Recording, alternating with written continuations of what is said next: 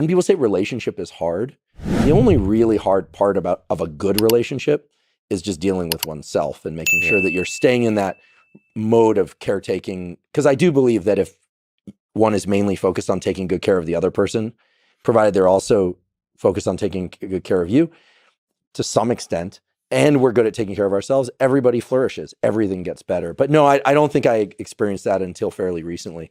What do you think is the secret to a successful relationship? There isn't just one, but at least in the top 5 is master, or at least be good at autonomic self-regulation. Know how to calm yourself down.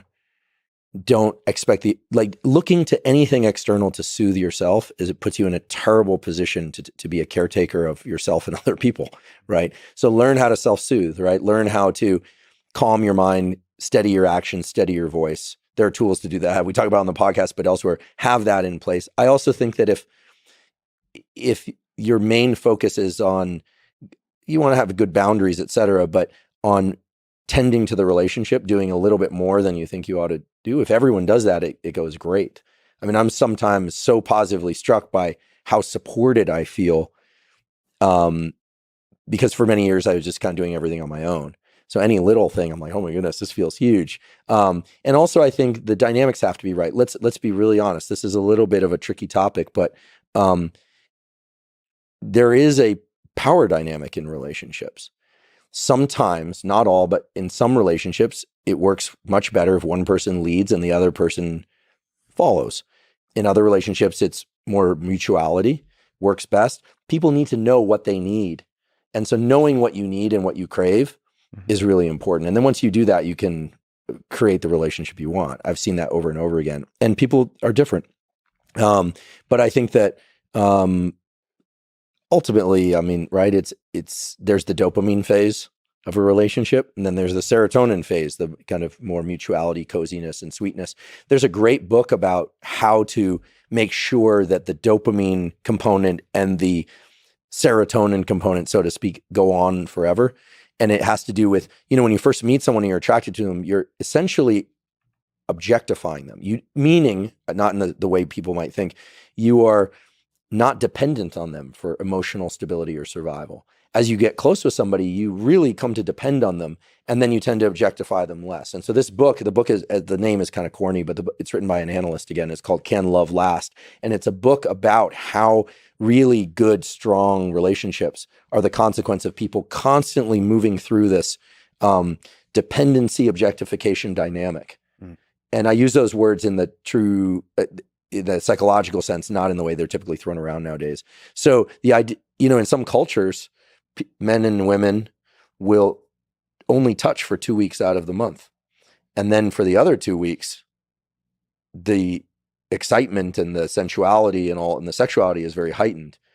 And then they go back to this kind of distancing. Now, I don't think that's feasible for most people, but if you look statistically, those relationships tend to last a very long time with at least reported mutual feelings of intense attraction for many, many, many decades.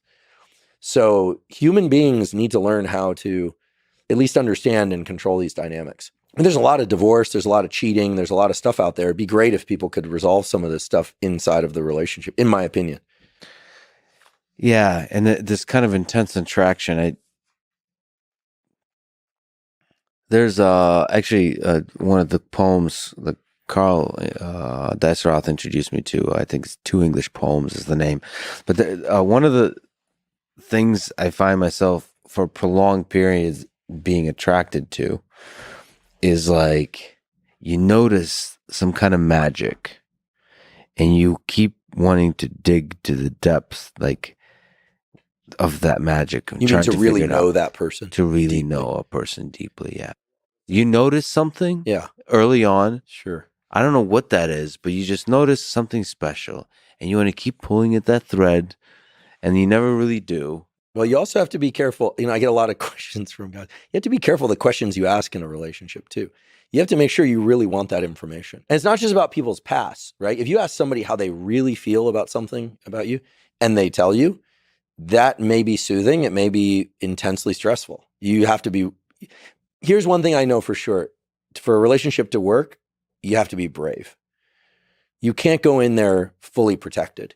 And yet you also can't go in there with no boundaries, because you'll end up beat up. What's that quote? If you want to be a warrior, prepare to get hurt. If you want to be an explorer, prepare to get lost. And if you want to be both, and if you become a lover, prepare to be both, or something like that. I forget. This is one of these Instagram type things that you see passing by, and you go, oh, it's pretty true. Love's scary, because it takes us back to that primitive circuitry that is as primitive and basic as hunger, thirst, the desire for heat when we're cold, the desire for cold when we're overly warm. It's dynorphin. I mean, when somebody leaves, like when somebody you were attached to leaves by death or by decision, or you're forced apart, the dynorphin release is massive.